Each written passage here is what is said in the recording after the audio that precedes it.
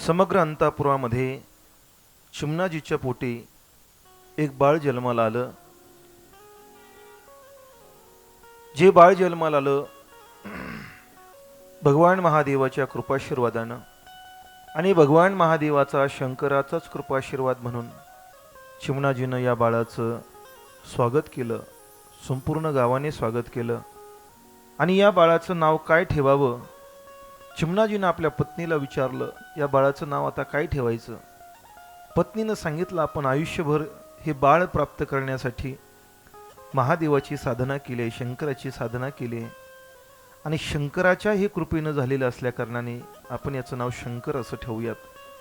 प्रत्यक्ष शंकराचंच स्वरूप असलेलं हे बाळ शंकर अंतःपुरामध्ये जन्माला आलं. सगळीकडे आनंदोत्सव साजरा झाला, सगळीकडे आनंदी आनंद झाला.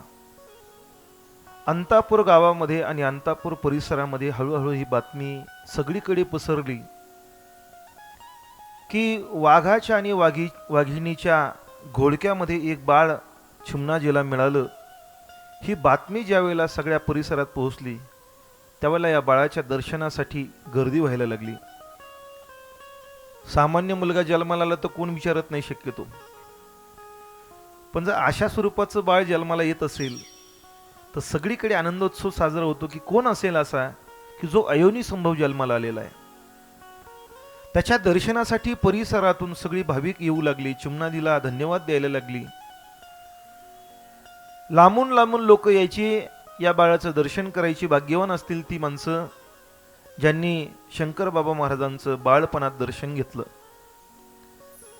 चिमणाजीच्या पत्नीलाही खूप आनंद झाला, कारण खूप वर्षातून तिच्या पोटी हा सुपुत्र जन्माला आला होता. प्रत्यक्ष महादेवाचा अवतार तिच्या पोटी आला होता. मी काल आपल्याला सांगितलं की भगवान परमात्म्याला जर यायचं असेल तर कुठेही भगवान परमात्मा येत नाही, चांगल्या उदरामध्येच भगवान परमात्मा थांबत असतो. खूप आनंद चिमणाजींच्या पत्नीला झाला. नामकरण विधी झाला. हळूहळू बाळ मोठं व्हायला लागलं. आईनं तोंड भरून म्हणावं शंकर, आणि शंकर म्हटल्याबरोबर त्या बाळानं आईकडे पाहावं. चिमणाजीनंही म्हणावं शंकर, शंकर म्हटल्यानंतर त्या बाळानं त्यांच्याकडे पाहावं. जणू काय माझं नाव शंकरच ठेवा आणि शंकरच मला नाव पाहिजे, हे त्या लीलेतून काय शंकर महाराज सांगत असतील की काय. शंकराचाच प्रत्यक्ष अवतार असल्या कारणाने आई या शंकराची सेवा करू लागली, या बाळ शंकराची सेवा करू लागली. सेवा करत असताना तीनही भावातून सेवा करत होती. कायेनही सेवा करत होती, वाचेनही सेवा करत होती आणि मनानही सेवा करत होती. आई आपल्या बाळाचं लालन पालन तीन गोष्टीनं करत असते. कायेनं त्याच्यासाठी झिजत असते, सगळं काम त्याचं, कुठलंही काम असू द्या, बाळाचं काम आई सगळं करते. कृष्णाच्या बाबतीमध्ये विचार केला तर भगवान श्रीकृष्ण परमात्म्याच्या घरी लाखो गाया होत्या. त्या लाखो गाया सांभाळायला हजारो कामगार असतील, आणि जिच्या गोठ्यात हजारो कामगार आहेत तिच्या घरात शेकडो कामगार असतील, आणि जिच्या घरात शेकडो कामगार आहेत तिनं नुसता आदेश दिला तर कृष्णाचं सगळं काम गड्यांकडून करून घेऊ शकली असती. तरीही यशोदा माता कोणाचंही काम, कृष्णाचं काम कधीही इतर गड्यांना सांगून करत नव्हती. ती कृष्णाची सगळी सेवा स्वतः करत होती. तसंच शंकराची ही सेवा हिच्या परमभाग्यानं महादेवाचं स्वरूप असलेल्या बाळ शंकराची सेवा स्वतः आई करत होती. सगळी सेवा करत होती. कायेनं तिचं काम करत होती, मनानं अंतकरणामध्ये शंकराचंच ध्यान होतं. मुखामध्ये शंकर कुठं गेला, शंकर झोपला असेल का, हे मुखाने तिचं स्मरण शंकराचं चालू होतं. लहान असलेला शंकर हळूहळू मोठा झाला, बालवयात आला, आणि बालवयात आल्यानंतर हळूहळू बुबडं बोलायला लागला, बुबडे बोलायला लागला. हळूहळू सवंगडी गोळा करायला लागला. त्याचे सवंगडी त्याच्या सोबत येऊ लागली. मुलांना सोबत घेऊन हा शंकर, बाळ शंकर खेळ खेळायचा. काय खेळ खेळायचा शंकर? बाळ शंकर काय खेळ खेळायचा? तो पबजी खेळत नव्हता, तो विटी दांडू खेळत नव्हता. या बाळशंकराचे खेळही विलक्षण होते महाराज. सद्गुरु शंकर बाबांचं चरित्रच विलक्षण आहे. अगदी लहान वयामध्ये, लहान असताना सगळ्या सवंगड्यांना सोबत घ्यायचं, लहान लहान मुलांना सोबत घ्यायचं, अंतापुराच्या दूर असलेल्या एखाद्या जंगलामध्ये जायचं, त्या जंगलाच्या एका झाडाखाली सगळ्यांनी बसायचं. शंकर असा वरती बसायचा, एक दगड घ्यायचा, त्या दगडावर शंकर बसायचा आणि सगळ्या सवंगड्यांना असं सोबत समोर घ्यायचं आणि खेळ काय खेळायचे. मोठ्यानं यानं भजन म्हणायचं, ओम नमः शिवाय, ओम नमः शिवाय, ओम नमः शिवाय. पुढे शंकर म्हटला की पाठीमागे सगळ्या त्याच्या सवंगड्यांनी तेच भजन करायचं. हे त्यांचे खेळ होते. आणि ज्या वृक्षाखाली बसून खेळ खेळायचा ते दुसरं कुठल्या वृक्षाखाली बसून खेळत नव्हते, मग बेलाच्या वृक्षाखाली बसून खेळ खेळायचे. वर्णन असं आलेलं आहे, ज्या वेळेला हा बाळशंकर बेलाच्या वृक्षाखाली बसून महादेवाचं स्मरण करायचा, मित्रांना घेऊन स्मरण करायचा, त्यावेळेला बेलाची काही पानं वरतून गळायची, ती हवेमध्ये फिरत यायची आणि बरोबर या बाळशंकराच्या डोक्यावर येऊन पडायची. जणू काय बेलाच्या वृक्षानं महादेवाचाच अभिषेक केला की काय, हे त्या लीलेतून कळत होतं. कधी कधी हा बाळशंकर घरून निघायचा, सकाळी स्नान करायचा आणि जंगलामध्ये एकटाच निघून जायचा. त्या बिलवृक्षाच्या झाडाखाली जाऊन बसायचं आणि तिथं बसल्यानंतर ध्यानाला लागायचं. बाळ वय आहे, पण बाळ वयात हे संस्कार, ही लीला बाळशंकर करत होता. वृक्षाखाली बसायचं, ध्यान लावायचं आणि ओम नमः शिवाय, ओम नमः शिवाय, ओम नमः शिवाय. काहीतरी प्रश्न आलाय आज. प्रश्नही त्या स्वरूपाचा आहे, ओघात आलाय म्हणून घेतो. ओम नमः शिवाय किंवा नमः शिवाय हा जप गुरुकडून घेतला तरच जपावा का, नाहीतर सांब शिवाय, सांब सदाशिव जप असा जपावा? टाळ्या वाजवा एकदा. कुणी प्रश्न विचारला माहित नाही, खूप सुंदर प्रश्न आहे. अशी प्रश्न असली की उत्तर द्यायला बरं वाटतं. ओम नमः शिवाय हा पंचाक्षरी प्रणव मंत्र आहे. नमः शिवाय हाही पंचाक्षरी प्रणव आहे आणि ओम, ओंकार हाही पंचाक्षरी प्रणव आहे. न मह शिवाय हा पंचाक्षरी प्रणव आहे. नुसता ओंकार जरी जपला, ओम ओम ओम हाही पंचाक्षरी प्रणव आहे. आणि नमः शिवाय हाही पंचाक्षरी प्रणव आहे. प्रश्न असा आहे की हा गुरूंकडून घेतला तरच जपावा का? हा महामंत्र आहे. ओम नमः शिवाय हा महामंत्र आहे आणि महामंत्र जपण्यासाठी गुरूंनीच तो दिला पाहिजे असा आग्रह नाही आहे. रामकृष्ण हरी हा महामंत्र आहे, म्हणून रामकृष्ण हरी हा मंत्र कुणी जपू शकतं, कशाही अवस्थेत जपू शकतं. जर तो मंत्र असेल, दिलेला मंत्र असेल, मंत्र जपण्यासाठी वैदिक एक परंपरा असते, काही नियमावली असते आणि त्या नियमावलीमध्येच मंत्राचा जप करता येतो. हरे राम राम राम हरे हरे, हरे कृष्ण कृष्ण कृष्ण हरे हरे. हा वैदिक मंत्र आहे. हा वैदिक मंत्र आहे. हा मंत्र घेण्यासाठी अधिकार असावा लागतो. हरे राम राम राम हरे हरे, हरे कृष्ण कृष्ण कृष्ण हरे हरे. हा मंत्र घेण्यासाठी सगळ्यात पहिला नियम स्नान असावं लागतं, शुचिरभूत व्हावं लागतं. जर लघुशंका केलेली असेल, शौचविधी केलेला असेल तर पायावर पाणी घ्यावं लागतं. पूर्ण शुचिरभूत होऊनच हा मंत्र घ्यावा लागतो, अन्यथा तो मंत्र घेता येत नाही. त्या मंत्राचं पुण्य प्राप्त होत नाही. आता आपल्याकडे पंगत बसली तरी म्हटलं जातं हरे राम, ते सुरू करतात आपल्याकडे. तर तो वैदिक महामंत्र आहे महाराज. तो घेण्यासाठी नियम लागतो. पण काही महामुनी, काही तपस्वी, काही मोठे मोठे ऋषीमुनी एकत्रित बसून, चैतन्य आदी महाप्रभू अशी महात्मे एकत्रित बसून या लोकांनी या सगळ्या मंत्रावर तत्वचिंतन केलं.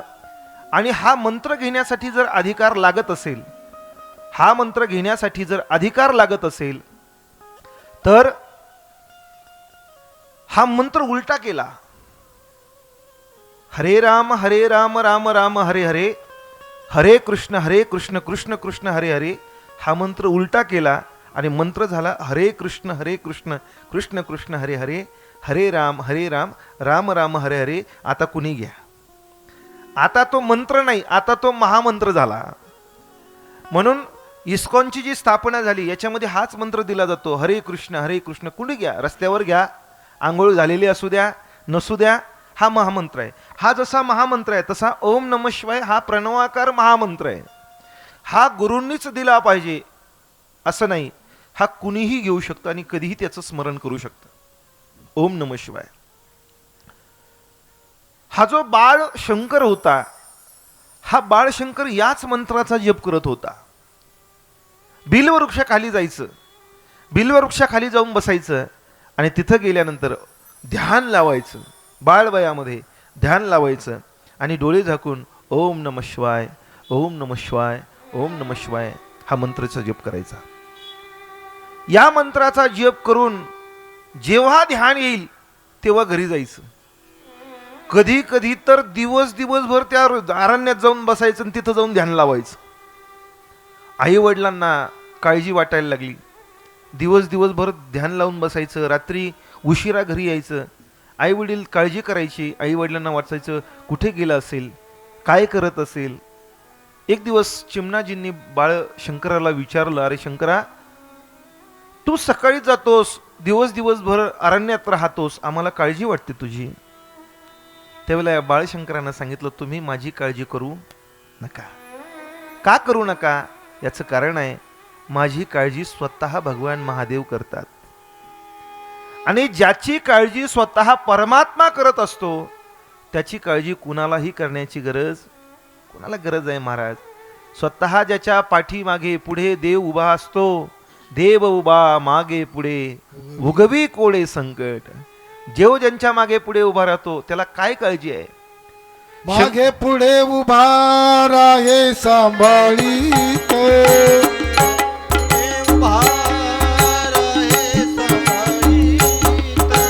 मागे पुढे उभा राहे सांभाळीत,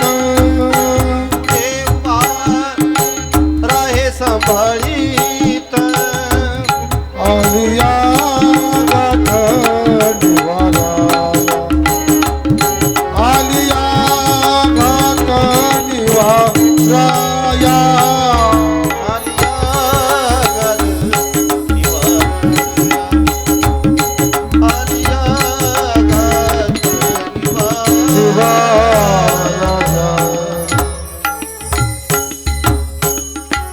शंकराच्या काळजी करण्यासाठी स्वतः महादेव होते. मागे पुढे उभा राहे संभाळीत, आलिया अगात निवाराया.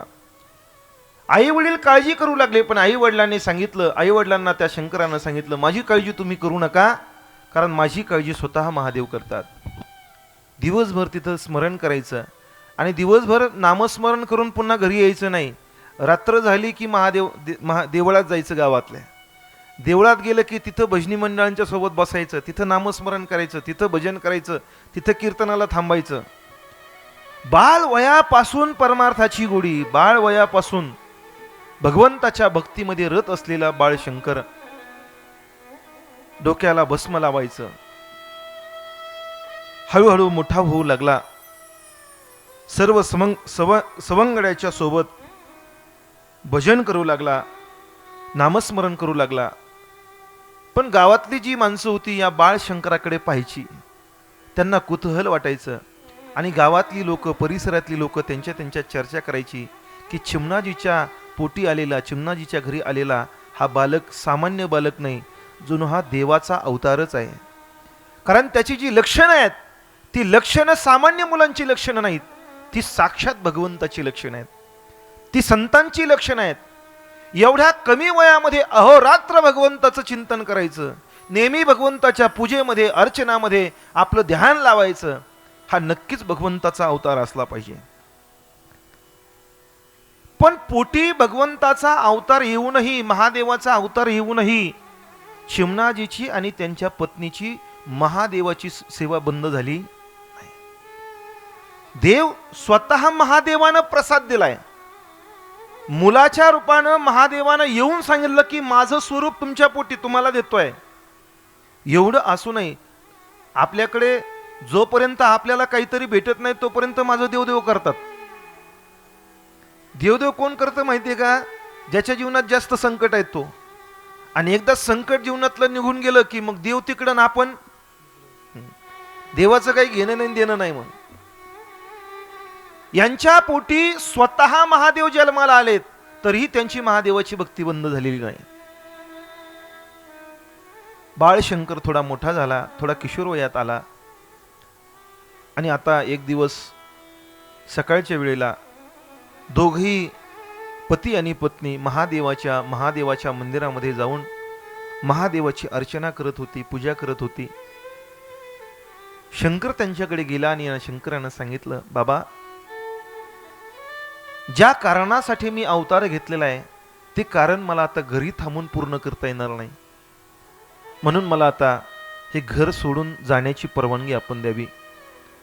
जेवढा काही तुमचा पुण्य संचय झालेला होता त्या पुण्य संचयाचा परिणाम म्हणून मला एवढे दिवस तुमच्या सोबत राहता आलं, तुमच्या सोबत जीवन जगता आलं. पण आता मला हे एवढ्या मर्यादित कार्यापुरतं जीवन जगायचं नाहीये. मला जगाच्या लोकांचा उद्धार करण्यासाठी बाहेर जायचंय.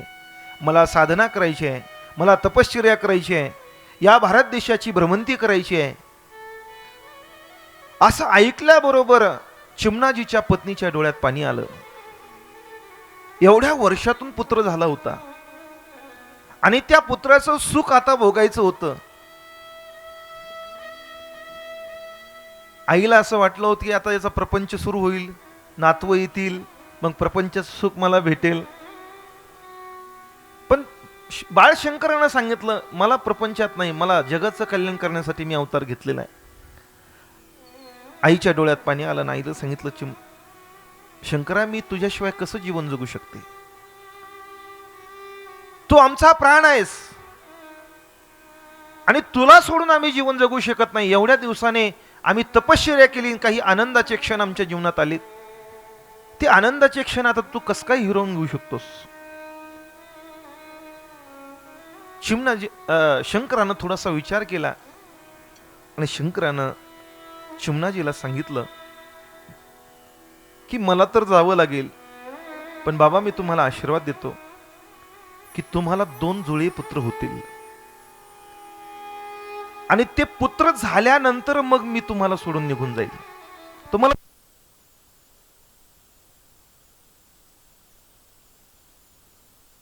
ओम शंकर नमो नमः, श्री शंकर नमो नमः, सद्गुरु शंकर नमो नमः, शंकर बाबा नमो नमः.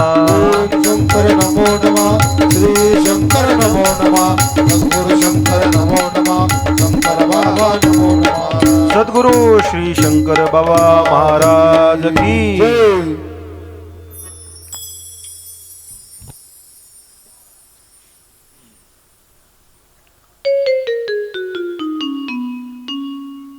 शंकरानं सांगितलं चिमणाजीला की जोपर्यंत तुम्हाला 2 जुळे पुत्र होत नाही तोपर्यंत मी तुम्हाला सोडून जात नाही आणि त्या पुत्रांचं सुख तुम्हाला प्राप्त होईल, तदनंतर मी इथून निघून जाईल. आपल्या वडिलांना आशीर्वाद दिला आणि हे शब्द मुखातून निघून गेल्यानंतर ते शब्द चिमणाजीनं ऐकले आणि काही दिवसातच आईला दिवस गेले. आईला दिवस गेलेले पाहिल्यानंतर पुढच्या महिला मंडळी सारखा इकडे सारखा थोडस पाठीमाग जागा नाही. मी सांगितलं होतं जागा पूर्ण नाही. या इकडे, या सारखा नंतर जागा करू, जॅकीला पण नंतर जागा करू. बसायला जागा घ्या, पाठीमागे बसायला जागा नाही बघा. पुरुष मंडळी थोडं पुढे या, जागा होईल त्यांना. पुढची जागा मोकळी आहे इथं. आपल्या वडिलांना शंकर बाबांनी सांगितलं, शंकरानं सांगितलं की दिवस जातील आणि आईला दिवस गेले. आईलाही आनंद झाला, चिमणाजीलाही आनंद झाला. एक दिवस चिमणाजी आपल्या पत्नीला एकांतामध्ये येऊन सांगतात, अगं आपल्या पुत्रानं म्हणजे शंकरानं आपल्याला दिवस जातील आणि तुम्हाला मुलगा होईल असं सांगितल्यानंतर बरोबर तुला दिवस गेले, याचा अर्थ नक्कीच आपल्या पुत्राला वाचासिद्धी प्राप्त असली पाहिजे. त्याला वाचासिद्धी प्राप्त आहे म्हणून त्याचा आशीर्वाद आपल्या जीवनात फळाला आला. 9 महिने 9 दिवस झाले आणि चिमणाजीच्या पत्नीच्या पोटी, चिमणाजीच्या पोटी सुंदर अशा स्वरूपाची 2 जुळी मुलं जन्माला आली. त्या 2 जुळ्या मुलांना झाल्यानंतर आता मात्र तो आनंदोत्सव चिमणाजीच्या घरी मोठ्या उत्साहामध्ये साजरा होऊ लागला. त्या 2ही जुळ्या मुलांची बारशाचा कार्यक्रम चिमणाजीनं ठेवला. परिसरातली सगळी लोक चिमणाजीच्या घरी त्या बारशासाठी आली. स्वतः शंकर महाराज त्या ठिकाणी त्या बारशासाठी होती. सगळी माणसं शंकर महाराजांचं दर्शन घेऊन आनंदित होत होती. त्या 2 मुलांचं त्या पुत्रांचं बारसं झालं. आता मात्र शंकर महाराजांनी चिमणाजीला सांगितलं, आज्ञा द्यावी आता मजला, भाग इथला मम संपला, ईश्वरीय कार्य करण्याला जाऊ द्यावे मज सुखे. शंकर महाराज सांगतात, आता मला आज्ञा द्या, इथलं माझं कार्य आता संपलेलं आहे.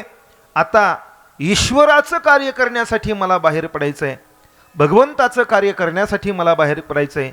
ज्या कार्यासाठी मी इथं येणार आहे, ज्या कार्यासाठी मी इथं आलेलो आहे, ते कार्य करण्यासाठी मला बाहेर पडायचंय. त्यामुळे मला आता जाऊ द्या. 2 जुळी पुत्र झालेली असल्यामुळे चिमणाजीच्या मनातही आनंद होता. आणि आता शंकर महाराजांनी आपल्या आई वडिलांची आज्ञा घेतली आणि घरातून बाहेर पडले. घरातून निघून जात असताना ज्यावेळेला अंतापूर गावामध्ये ही बातमी पसरली की शंकर आता अंतापूर सोडून निघालाय, त्यावेळेला गावातली सगळी मंडळी शंकर महाराजांना वाट लावण्यासाठी आली. प्रत्येकाच्या डोळ्यामध्ये अश्रू होती, कारण हा बाळ शंकर जोपर्यंत अंतापूर गावामध्ये होता तोपर्यंत संपूर्ण अंतापूर नगरी जणू काय महादेवमय झालेली होती, शंकरमय झालेली होती. सगळ्यांच्या मुखामध्ये फक्त महादेवाचं स्मरण होतं. सगळ्यांना भक्तीचा मार्ग दाखवण्यासाठी हे शंकर बाळ त्या गावामध्ये आलेलं होतं. आता शंकर जाणार. सगळी जण शंकराचं दर्शन घेण्यासाठी आली. सगळ्यांनी शंकराला वाट लावलं. गाव सोडून शंकर बाहेर पडला. काही अंतरापर्यंत लोकांना दिसला आणि पुढे मात्र शंकर महाराजांचं दर्शन कुणालाही झालं नाही. सर्वांनी हात जोडून शंकर महाराजांना वाट लावलं. अंतापूरमधून शंकर महाराज हिमालयापर्यंत आले. हिमालयात आल्यानंतर त्या ठिकाणी अंतापूर ते हिमालय थोडं अंतर आहे का महाराज? एवढं अंतर आहे. एवढं अंतर पार केलं. चालत पार करणं आणि विशेष त्याच्यामध्ये शरीर अष्टावक्र आहे.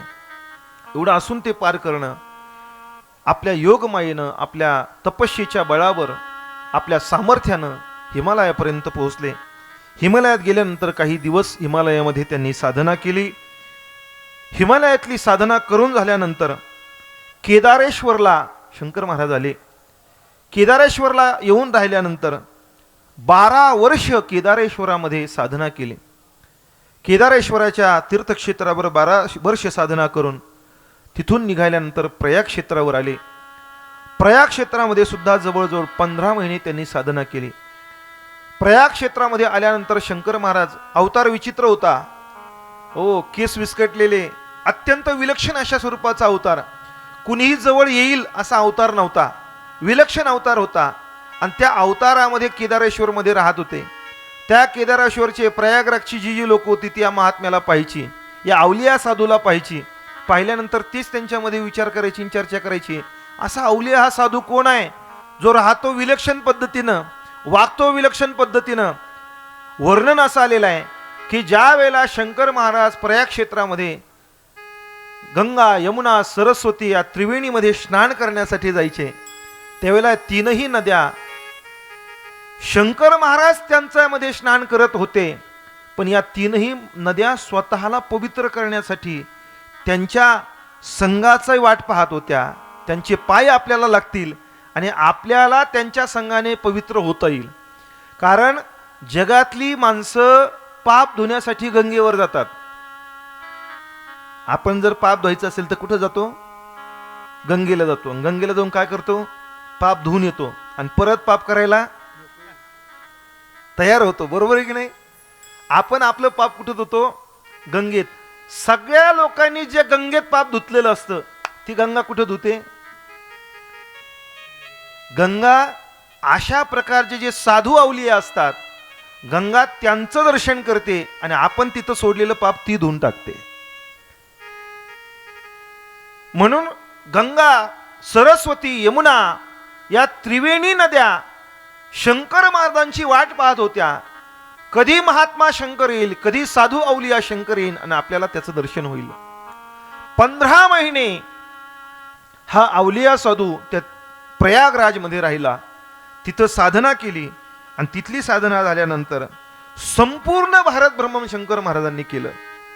संपूर्ण भारतामध्ये भ्रमण केलं.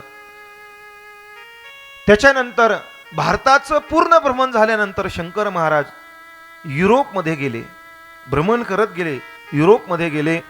युरोपमध्ये गेल्यानंतर ज्या ज्या ठिकाणी शंकर महाराज गेले त्या प्रत्येक ठिकाणी शंकर महाराजांचं नाव भिन्न भिन्न वेगवेगळे अवतार त्यांनी धारण केले. सगळ्या ठिकाणी अवतार धारण केले. शंकर महाराजांचे समग्र विश्वामध्ये अवतार वेगवेगळे नावाने आहेत. जसे भगवान विष्णूला 1000 नावं आहेत, तसे शंकर महाराजांना सुद्धा अनेक नावं आहेत आणि अनेक ठिकाणी ते वेगवेगळ्या रूपामध्ये ओळखले जातात. पूर्ण जगामध्ये शंकर महाराजांची मंदिर आहेत. पूर्ण जगामध्ये वेगवेगळ्या अवतारात त्यांची रूपं आहेत. कुठं कुठं कशाची रूपं आहेत? सातपुडा भागामध्ये तुम्ही जर गेलात तर सातपुडा भागामध्ये शंकर महाराजांना सातपुड्या बाबा म्हणून ओळखतात. शंकर महाराजांना सातपुडा भागामध्ये सातपुड्या बाबा म्हणून ओळखतात. मध्य प्रदेशात तुम्ही जर गेलात, कारण ते पूर्ण भारत भ्रमण त्यांनी केलेलं आहे, ज्या ज्या ठिकाणी ते थांबले तिथं वेगवेगळ्या नावाने त्यांची प्रसिद्धी झाली. मध्य प्रदेशात गेलात तर तिथं गौरी शंकर म्हणून त्यांना ओळखतात. गुजरातमध्ये जर गेलात तर गुजरातमध्ये शंकर महाराजांना देविया बाबा म्हणून ओळखतात. युरोपमध्ये जर गेलात तर युरोपमध्ये त्यांना जॉन साहेब म्हणून ओळखतात. मुस्लिम प्रांतात जर गेलात तर जी मुस्लिम प्रांत आहेत त्या सगळ्या मुस्लिम प्रांतामध्ये त्यांना रहीम बाबा म्हणून ओळखतात. महाराष्ट्रामध्ये त्यांना शंकर बाबा म्हणून ओळखतात. खानदेशामध्ये त्यांना कुंवर बाबा म्हणून ओळखतात. पाश्चात्य देशामध्ये जर तुम्ही इंग्लंड तिकडे गेलात तर त्यांना सेंट जॉन्सन म्हणून ओळखतात. पंढरपूरमध्ये पांडुरंग म्हणून त्यांना ओळखतात. आफ्रिकेमध्ये टोम्बो म्हणून त्यांचं नाव आहे. ते आफ्रिकेतही जाऊन आले, तिथं त्यांचं टोम्बो म्हणून नाव आहे. अरबस्थानामध्ये त्यांना नूर मोहम्मद खान म्हणून ओळखतात. मध्य प्रांतामध्ये त्यांना लहरी बाबा म्हणतात. वेगवेगळी नावं त्यांना पडली, ज्या ज्या प्रांतात गेली तिकडे ती नावं पडली. मद्रासमध्ये जर गेल्यात आपण तर मद्रासमध्ये त्यांना गुरुदेव बाबा म्हणून ओळखतात. अशी ज्या ज्या प्रांतामध्ये शंकर महाराज भ्रमण करू लागली त्या प्रांतामध्ये वेगवेगळ्या रूपामध्ये त्यांना ओळखलं जाऊ लागलं. पण आपल्या महाराष्ट्रामध्ये त्यांना शंकर बाबा म्हणून ओळखलं जातं. सगळीकडे त्यांची शंकर बाबा म्हणून ओळख आहे. सगळ्या जगामध्ये शंकर बाबांनी भ्रमण केलं. कशासाठी केलं? लोकांना परमार्थ कळायला पाहिजे, लोकांचा उद्धार झाला पाहिजे, म्हणून त्यांनी सगळीकडे भ्रमण केलं. लोकांना सन्मार्ग दाखवण्याचं कार्य समग्र विश्वामध्ये शंकर बाबांनी केलं. उद्धार लोकांचा होण्यास, परमार्थ त्यांना कळण्यास, भक्तिभाव अंतरी उमलण्यास लीला करीत महाराज. सगळ्या लोकांना सन्मार्ग कळाला पाहिजे, लोकांना भक्ती कळाली पाहिजे, लोकांचा उद्धार झाला पाहिजे.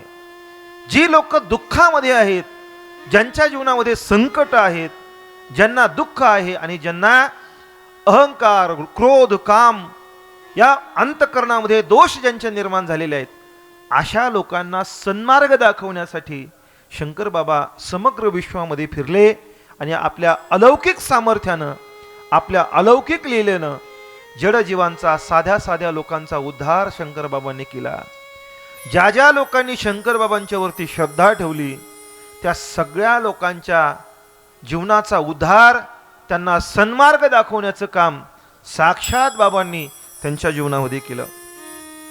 सगळीकडे संचार केला आणि आता बाबा महाराष्ट्रामध्ये आले. शंकर बाबा महाराष्ट्रामध्ये आले आणि आल्याबरोबर सगळ्यात सुरुवातीला बाबा प्रज्ञापूर नगरीमध्ये आले. प्रज्ञापूर नगरी हे नाव जुनं आहे, आता त्याला अक्कलकोट असं म्हटलं जातं.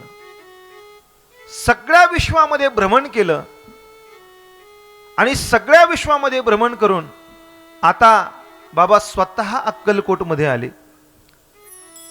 आवलिया महात्मा, अंगावर वेगवेगळे कपडे धारण केलेले, केस वाढलेले, दाढी वाढलेली, टपोरे डोळे, असा महात्मा अक्कलकोटमध्ये आला. आणि ज्या दिवशी ते अक्कलकोटला आले त्या दिवशी पौर्णिमा होती. पौर्णिमेच्या रात्री तिथं अक्कलकोटला आले. अक्कलकोटच्या स्वामींचं दर्शन घेतलं. स्वामींचं दर्शन घेतल्यानंतर अंतःकरणामध्ये शंकर महाराजांच्या आनंदाश्रू दाटून आले. स्वामीजींना समोर पाहिल्याबरोबर अवतार त्यांचाच आहे, त्यांचाच अवतार त्यांनाच भेटायला आला. शंकर महाराज हे अक्कलकोटच्या स्वामींना स्वतःचे गुरु मानत होते आणि मंदिरात आल्याबरोबर धावत गेले आणि स्वामींच्या चरणाला लागले आणि आपल्या अश्रूंनी स्वामीचे पाय धुतले. आनंदाश्रू अंतःकरणातून वाहत होते. श्री गुरूंचं दर्शन झालं आणि आनंदाश्रू व्हायला लागल्याबरोबर साक्षात समोर स्वामी शंकर महाराजांच्या प्रगट झाले. स्वामी समर्थ महाराज की जय.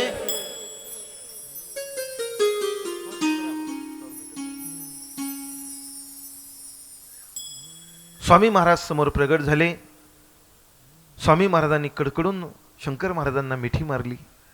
दोघांची भेट झाली, दोन गुरु शिष्यांची भेट झाली. दोघांमध्ये बोलणं झालं, दोघांमध्ये गप्पा झाल्या आणि स्वामी समर्थांची आज्ञा घेऊन आता शंकर महाराज तिथून निघाले.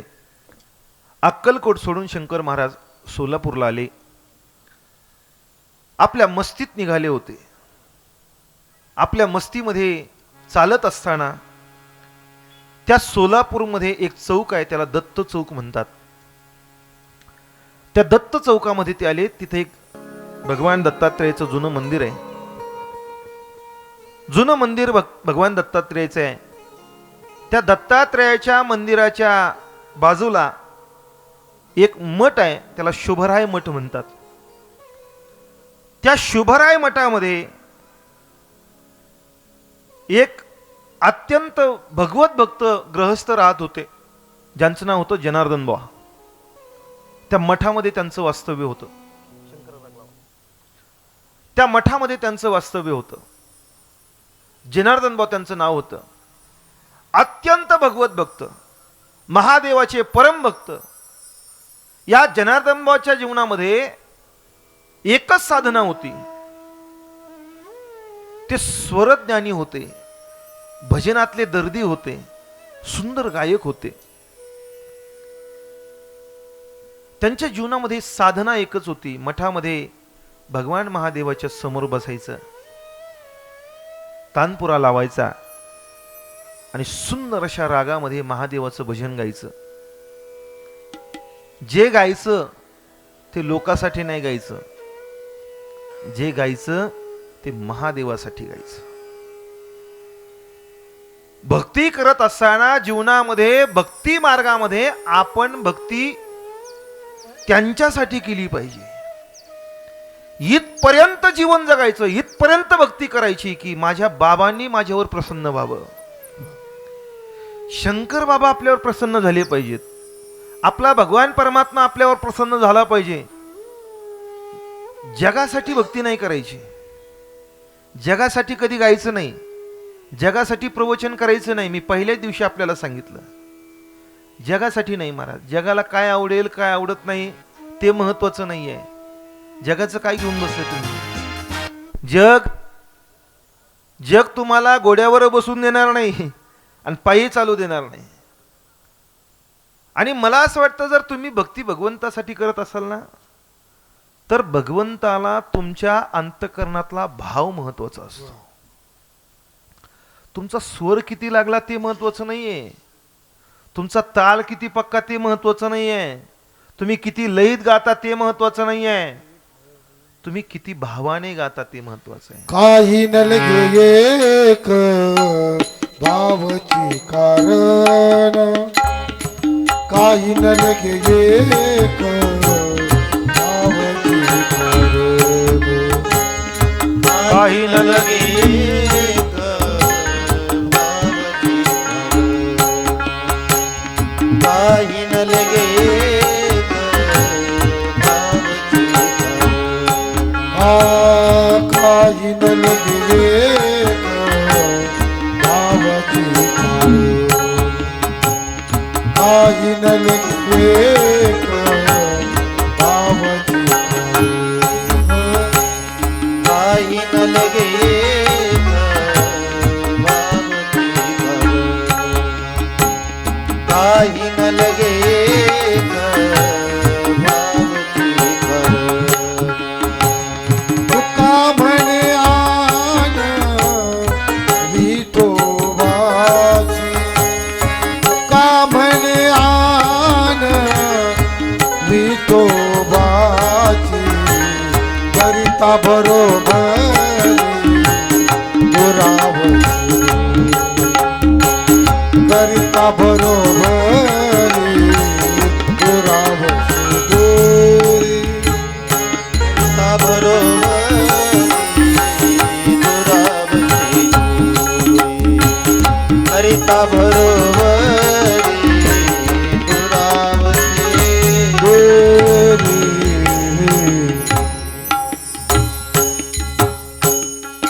काही न लगे एक भावची कारण. अंतःकरणातला भाव खूप महत्वाचा असतो. म्हणून तुम्ही किती रागात गातात, तुम्ही किती तालात गातात हे महत्वाचं नाही. तुम्ही जर भगवंतासाठी गात असाल तर भगवंताला तुमच्या अंतःकरणातला भाव महत्वाचा असतो. भावाने करा, जी भक्ती करायची ती भावाने करा. चैतन्य महाप्रभू होऊन गेले आपल्या भारत देशामध्ये, खूप भगवत भक्त मोठे होऊन गेले. भगवान श्रीकृष्ण परमात्म्याच्या भक्तीचा डांगोरा त्यांनी समग्र विश्वामध्ये पेटवला. ज्या वेळेला वृंदावन सोडून ते युरोपमध्ये गेले, भगवे कपडे धारण केलेले होते. एकटाच महात्मा युरोपमध्ये गेलेला, भगवे कपडे घातलेले आणि नेहमी नामस्मरण चालायचं, हरे कृष्ण कृष्ण कृष्ण हरे हरे, हरे राम राम राम हरे हरे. आणि ते गेल्यानंतर अशा मोठ्या मोठ्या लोकांच्या घरी नव्हते थांबत. आता आपलं महाराज मंडळी गेले की मोठ्या बंगल्यात सोय केलेली असते, पण ते तशी सोय नव्हती. ते कुठं थांबायचे माहिती का? ते झोपडपट्टीपाशी थांबायचे, ते फुटपाथ असतं तिथं थांबायचे, जिथं गरीब लोक पडलेली आहेत, ज्यांना परमार्थ कळत नाही, ज्यांना उद्धाराची काळजी नाही, ते त्यांच्यात जाऊन बसायचे. आता ते युरोपमध्ये तुम्ही गेलात, तिकडे पाश्चात्य देशामध्ये जरा थोडंसं नशा करण्याची त्या लोकांना सवय असते. मग ती लोक नशा करायची. तिथली जी कॉलेजची मुलं होती ती नशा करून तिथं पडलेली असायची फुटपाथवर. हे तिथं गेले की हे त्यांच्या मस्तीत राहायचे, नेहमी भजन, हरे कृष्ण कृष्ण कृष्ण हरे हरे. ते सगळी पोरं त्यांच्या चर्चा करायची. ते म्हणायचे, आपण एवढा महाग घेतो पण आपल्याला चढत नाही. हा असं कुठला ब्रँड घेत असेल की हा नेहमी मस्तीत असतो, नेहमी नशेत असतो. एक दिवस ते तरुण मुलं त्यांच्याकडे गेले आणि ते चैतन्य महाप्रभूंना विचारलं, तो अशी कुठली घेतोस म्हणे की नेहमी मस्तीत असतो? किती महाग आहे का? खूप महाग आहे का? त्यावेळेला चैतन्य महाप्रभूंनी सांगितलं, मी जी घेतो त्याला किंमत नाही, ती फुकट आहे. त्याला किंमत लागत, मी जी घेतो त्याला किंमत लागत नाही, ती फुकट आहे. काय? हरे कृष्ण कृष्ण कृष्ण फक्त नाम घ्या बस, काही लागत नाही, त्याला फुकट आहे ती. आणि मग हळूहळू ती मुलं, त्या मुली सुद्धा त्यांच्यामध्ये सम्मिलित व्हायला लागल्या आणि त्या सुद्धा त्याचा आनंद घ्यायला लागल्या. आणि मग चैतन्य महाप्रभू चालले की चालल्यानंतर त्यांच्यासोबत 5-25 जणांचा ताफा चालायचा. ते पुढे भजन म्हणत चालायचे, त्यांच्या पाठीमाग 5-25 जण नाचत चालायचे. एक दिवस त्यांचा असा ताफा चाललेला होता आणि चालता चालता काही शास्त्रीय संगीताची माणसं त्यांच्यात घुसली.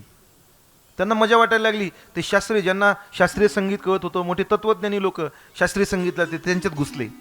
पण आता ज्यांना शास्त्रीय संगीत, हे आपले येडे होते महाराज, हे बेसुरी गात होते सगळे, जसं जमन तसं फक्त म्हणत राहायचं आणि शुद्ध भावाने म्हणायचं. ते जे शास्त्रीय संगीताची माणसं होती, पुढे चैतन्य महाप्रभू चालले, पाठीमागून चालताना एक चिठ्ठी देणे लिहिली. चिठ्ठी लिहून समोर दिली. आणि चिठ्ठी काय लिहिली माहितीये का? चिठ्ठी अशी लिहिली, कृपया राग से गाइये. कारण यांना काही कळत नव्हतं ना. त्यांनी लिहिलं आणि पुढे चैतन्य महाप्रभूंकडे दिलं, जेणेकरून चैतन्य महाप्रभूंनी जर त्यांना सांगितलं ते रागात गातील. त्याने असं लिहिलं, कृपया राग से गाइये. चैतन्याच्या हातामध्ये ती चिठ्ठी आली आणि चैतन्याने फक्त एक अक्षर टाकलं आणि चिठ्ठी पुढे दिली. चैतन्याने त्याच्यामध्ये लिहिलं होतं, कृपया अनुराग से गाइये. राग से गाइये नाही, अनुराग से गाइये. राग तुम्हाला किती येतो ते महत्वाचं नाही, अंतकरणात अनुराग असला पाहिजे, भाव असला पाहिजे, श्रद्धा असली पाहिजे. अत्यंत श्रद्धेनं, भावानं जनार्दन बा भगवंताच्या समोर बसायचे आणि समोर बसून भगवंताच्या साठी गायचे. जगासाठी ते कधी गात नव्हते. अनेक वर्ष जनार्दन बांची साधना झाली. महादेवासाठी भजन, महादेवाला संगीत खूप आवडतं आणि महादेवाला जसं संगीत आवडतं, भजन आवडतं, तसं शंकर महाराजांना सुद्धा भजन खूप आवडतं. म्हणून इथं बसल्यानंतर सगळं आम्ही चुकतं घेतलं असं समजायचं. आम्ही म्हणत असताना तुम्ही थोडं थोडं भजन म्हणायचं, सगळ्यांनी म्हणायचं, कारण त्यांना भजन खूप आवडतं. जी जी माणसं भजन करतात त्यांची महादेव दखल घेत असतात. अत्यंत श्रद्धेनं अनेक वर्ष तपश्चर्या केली, साधना केली, गायनाची साधना, भजनाची साधना. आता मात्र जनार्दन बांना भगवंताचं दर्शन होण्याची वेळ आली. दत्तात्रयाचं मंदिर सोबत शेजारी होतं. महादेवाच्या मंदिरात बसून भजन करत होते आणि योगायोगानं शंकर महाराज तिथं आले. शंकर महाराज आले म्हणजे उगी नाही, दर्शन देण्यासाठीच आले होते. ज्या वेळेला शंकरा राग लावला, महादेवाचं भजन सुरू केलं आणि महादेवाच्या भजनामध्ये तल्लीन झाले. तानपुऱ्याचा स्वर चालू होता, तानपुऱ्याच्या स्वरामध्ये तल्लीन होऊन महादेवाचं भजन गात होते. अचानक त्या सगळ्या शांततेमध्ये आणि त्या रागाच्या रागदारीमध्ये मोठ्याने आवाज झाला, अल्लख. त्या महादेवाच्या मंदिराच्या बाजूला जे महाद्वार होतं, त्या महाद्वारामध्ये स्वतः शंकर महाराज येऊन उभे राहिले आणि मोठ्याने आवाज दिला, अल्लख. अल्लख आवाज ऐकला आणि जनार्दन बांचा समाधी भंग झाला. आणि महाद्वाराकडे पाहतात तर साक्षात दत्त भगवंताचं दर्शन जनार्दन बांना स्वतः शंकर महाराजांच्या रूपामध्ये झालं. शंकर भगवान की.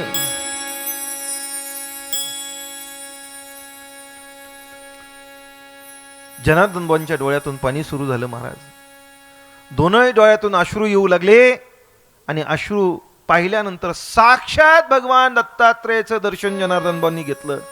धावत गेले, पळत गेले आणि मस्तीतून ती डोक्यातून दर्शनाच्या अनुभवाची तार उतरल्यानंतर पाहतात तर समोर शंकर महाराज उभे होते. साक्षात शंकर महाराजांनी दत्तात्रेय भगवंताचं दर्शन दिलं. शंकर महाराजांना घेऊन मठात आले, पाद्यपूजा केली, शंकर महाराजांचं दर्शन घेतलं. आनंदाने मंत्रमुग्ध होऊन आनंद साजरा करू लागले. आणि आता शंकर महाराजांना जनार्दन बांनी तिथं थांबून घेतलं. महाराज, माझ्या मठामध्ये थांबा, तुमचं सानिध्य माझ्या जीवनामध्ये मला काही प्राप्त होऊ द्या. ते सानिध्य जनार्दन बांना प्राप्त झालं. पण हळूहळू सगळ्या पंचक्रोशीमध्ये ही बातमी पोहोचली कारण जनार्दनबा हे भगवत भक्त होते, त्यांचं वजन होतं. भगवत भक्त असल्यामुळे जनार्दनबांना साक्षात दत्त भगवंताने दर्शन दिलंय. आणि ज्यांच्या रूपात दत्त भगवंताचं दर्शन झालं ते शंकर महाराज जनार्दनबांच्या मठात थांबले. हे कळाल्यानंतर परिसरातील लोक शंकर महाराजांच्या दर्शनाला येऊ लागली, शंकर महाराजांचं दर्शन घेऊ लागली. शंकर महाराजांचं दर्शन म्हणजे काळं सावळं स्वरूप होतं. महाराज रंग काळा सावळा, खुजी शरीर यष्टी, अष्टावक्र बांधा होता. 8 ठिकाणी वाकडे असलेले पाय वाकडे होते शंकर महाराजांचे, अष्टावक्र बांधा होता. आता जे शंकर भक्त आहे त्यांना सगळं माहिती आहे शंकर महाराजांच्या बद्दल. पण हे सगळं मी का सांगतोय? ज्यांना शंकर महाराजांच्या बद्दल खऱ्या स्वरूपाचं ज्ञान नाही, ज्यांना शंकर महाराज कळलेले नाहीत. शंकर महाराज लोकांना फक्त एवढेच माहिती आहे की शंकर महाराज सिगारेट ओढतात, शंकर महाराज दारू पितात, शंकर महाराज चहा पितात. एवढे शंकर महाराज पसरवलेत फक्त महाराष्ट्रामध्ये. पण शंकर महाराजांचं जे स्वरूप आहे ते का सिगारेट पितात, का दारू पितात, याच्या पाठीमागची कारणं लोकांना माहीत नाहीत. आणि या कथेतून आपल्याला तेच माहिती करून घ्यायचंय की का ते या सगळ्या गोष्टी करतात. म्हणून ही जे स्वरूप आहे ते अत्यंत विलोभनीय स्वरूप आहे. खुज शरीर आहे, काळा रंग आहे, अष्टावक्र बांधा आहे, टपोरे डोळे आहेत, भव्य भाल प्रदेश, दाढी मिशा भारदार आहेत. हे रूप त्यांचं खूप सुंदर आहे. त्यांचे बोड हे बोबडे असायचे. शंकर महाराज बोबडे बोलायचे. म्हणून त्यांच्या भक्तांच्या समोर गेल्यानंतर जे बोबड्यात काही बोलले तर शक्यतो लवकर भक्ताला कळत नव्हतं. आणि ते न कळल्यामुळे ते बोलून जायचे. ते एक बोलायचे पण त्याच्या पाठीमागचा मतितार्थ वेगळा असायचा. ही त्यांची बोलण्याची पद्धत होती शंकर महाराजांची. डोक्यावर जरीचा फेटा असायचा.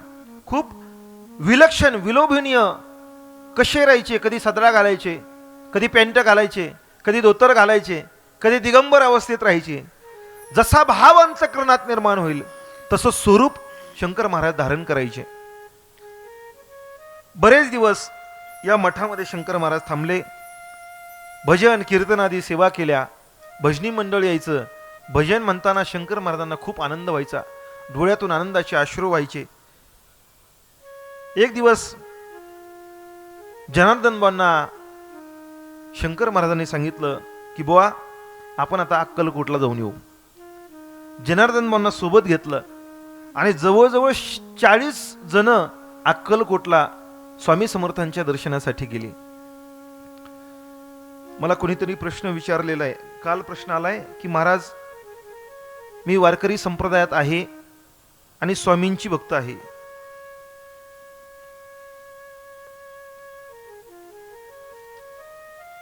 मी वारकरी संप्रदायातील एक स्वामी सेवेकरी आहे. स्वामी बाबा पांडुरंग हे सर्व एकच आहेत असे मी मानते. पुढचं माझा प्रवास म्हणजे आपला प्रवास कसा संप्रदायात झाला ते सांगा. माझा नाही सांगत, मी बाबांचं चरित्र सांगायला आलेलो आहे. पण एक सांगून जातो की आपल्या जीवनात तुम्ही कुठल्याही स्वरूपाची भक्ती करा. तुम्ही स्वामींची भक्ती करा, तुम्ही शंकर महाराजांची भक्ती करा, तुम्ही पांडुरंगाची सेवा करा, तुम्ही महादेवाची सेवा करा. कुठल्या की होत नाही मार्गाने फक्त भक्ती करा. फक्त भगवंताच्या सन्मार्गामध्ये जीवन घालवा. जन्म फक्त आपल्याला एकदाच भेटत असतो आणि हा भगवंताच्या भजनामध्ये आपला जन्म गेला पाहिजे. मग जो आपल्याला मार्ग सोयीस्कर वाटेल, ज्याच्यावर आपली श्रद्धा बसेल, त्याची पूजा करा, त्याची सेवा करा, त्याची भक्ती करा. फक्त आपला काळ भक्तीमध्ये गेला पाहिजे. काळ सारावा चिंतने, एकांतवासी गंगा स्नाने, देवाच्या पूजने प्रदक्षिणा तुळशीच्या. आपल्या जीवनामध्ये फक्त मार्ग कुठलाही असो तो फक्त सन्मार्ग असला पाहिजे. जीवनाचा काळ व्यर्थ वाया जाता कामा नये. काळ व्यर्थ नाही गेला पाहिजे. जेवढा काळ प्राप्त होईल, मी तर कायम सांगत असतो महाराज, भजन ही नामस्मरण ही साधना एवढी सोपी आहे. काही करा, काय लागतो महाराज? स्वयंपाक करताय तुम्ही, जय शंकर जय शंकर जय शंकर करत राहा. अंतःकरणातला भाव त्यांच्यावर टाकून द्या ना, काही अडचण नाही त्याला. मी ज्यावेळेला एक कथा करायची आमची सगळी ठरली, आता माझी पहिलीच कथा आहे, माझी काय सगळ्यात ती महाराष्ट्रातच पहिली कथा आहे. मी सगळा भार टाकून दिला त्यांच्यावर, टाकून दिला. मी सांगितलं, पहिल्या दिवशी आमच्या निवळभाऊंच्या घरी आम्ही आलो, त्यावेळेला ठरलं, त्यावेळेला आमच्या निवळभाऊंनी सांगितलं, महाराजांना सांगा, महाराज सांगा, महाराज करून घेतील कथा. आणि त्याच दिवशी मी सांगितलं की महाराज करून घेतील कथा. श्रद्धा फक्त असली पाहिजे ना, श्रद्धेनं तुम्ही सांगा, करून घेतात ते, काही अडचण नाही, करून घेतात ते. तुमच्या अंतःकरणात तुमची श्रद्धा ज्या देवतेवर आहे त्या देवतेला श्रद्धा ठेवा आणि करत राहा, स्मरण करत राहा, नामस्मरण करत राहा. वेळ वायला घालू नका जीवनातला फक्त. आणि त्याचा परिणाम जीवनावर काय होतो, माणसाची बुद्धी नेहमी जर आपण भगवंताच्या भजनामध्ये, स्मरणामध्ये, श्रद्धेनं जर विश्वास ठेवून कार्य करत राहिलो तर आपली बुद्धी आणि आपल्या घरातल्या लोकांचीही बुद्धी शाबूत राहते, वाईट बुद्धी राहत नाही. मी कायम सांगत असतो, स्वयंपाक करायचा आहे ना, स्वयंपाक करताना मी किती वेळेला बघितलंय महाराज, आमच्या महिला मंडळींना आता नवीन एक रोग जडलेला आहे. काय जडलाय?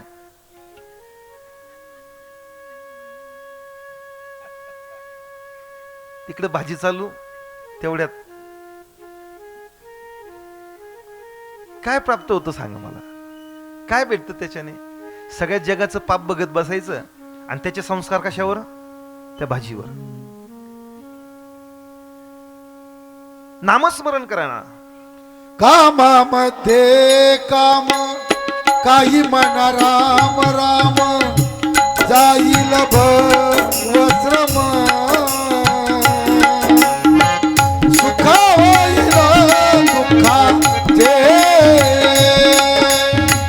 कामामध्ये काम, काही म्हणा राम राम, जाईल भवश्रम, सुख होईल दुःखाचे. कामामध्ये काम, काही म्हणा राम राम,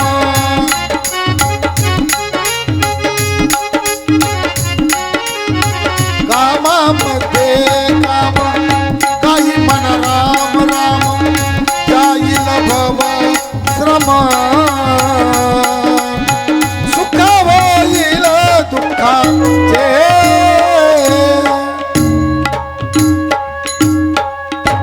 कामामध्ये काम, काही म्हणा राम राम. भजन करत चला, भगवंताचं नामस्मरण करत चला. शंकर शंकर शंकर, जय शंकर जय शंकर जय शंकर म्हणत राहा. त्यांच्यावर श्रद्धा ठेवा. आपली ज्यांच्यावर श्रद्धा आहे त्यांचं स्मरण करत राहा. 40 लोकांना घेऊन महाराज जनार्दन बाबांच्या सोबत अक्कलकोटला आले. स्वामी समर्थांचं दर्शन घेतलं आणि सगळ्या लोकांना सांगितलं, हे स्वामी समर्थ म्हणजे माझे श्रीगुरु आहेत. सगळ्यांना स्वामी समर्थांना शरण जायला सांगितलं. अनेक दिवस तिथं राहिले आणि तिथून निघून महाराज त्र्यंबकेश्वरला आले. त्र्यंबकेश्वरला आल्यानंतर या त्र्यंबकला महाराजांचे एक परम भक्त होते. त्यांचं नाव होतं रामभाऊ अकोलकर. महाराजांचे परम भक्त होते. नितांत श्रद्धा महाराजांच्या वरती त्यांची होती. नाव होतं रामभाऊ अकोलकर. त्यांच्याकडे महाराज मुक्कामाला थांबले. खूप गोड लीला आहे महाराजांची त्र्यंबकेश्वरला झालेली. पण एकदा आता छोटंसं भजन करू आपण. भजन करून थोडं फ्रेश होऊ आणि मग पुढची लीला मी आपल्याला सांगतो. सगळ्यांनी टाळी वाजायची आणि सगळ्यांनी भजन करायचं बरं का. सगळ्यांनी भजन करायचं. मला थोडं इको पाहिजे.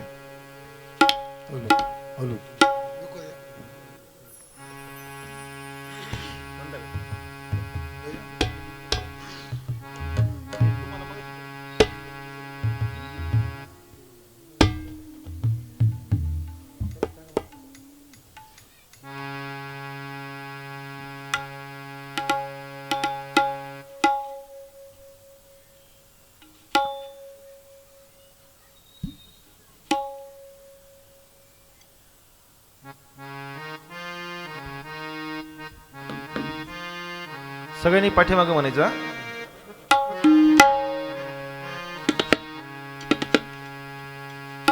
सद्गुरुनाथा योगी राजा सद्गुरुनाथा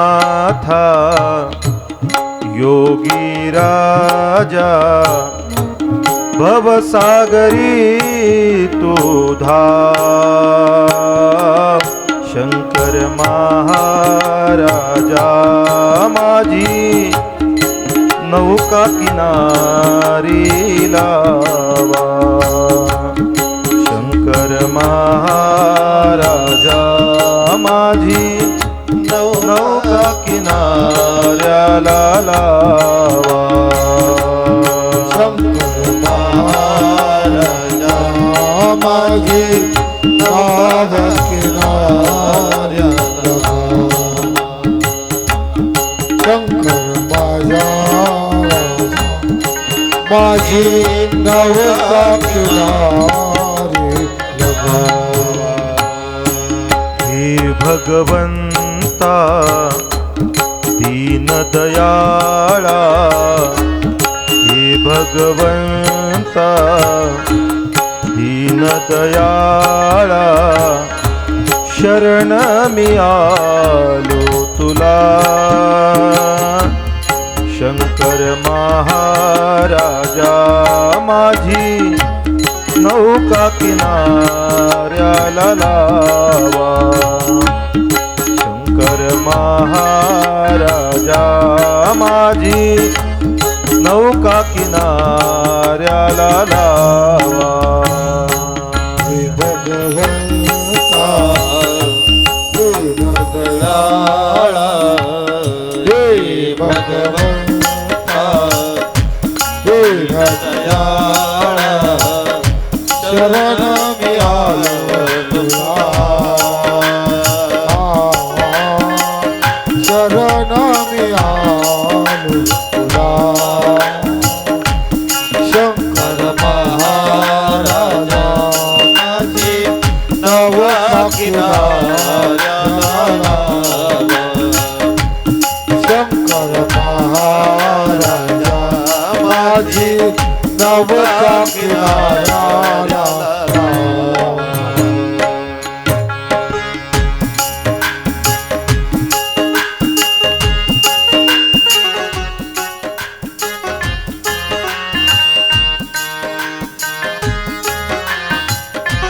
हरि बोल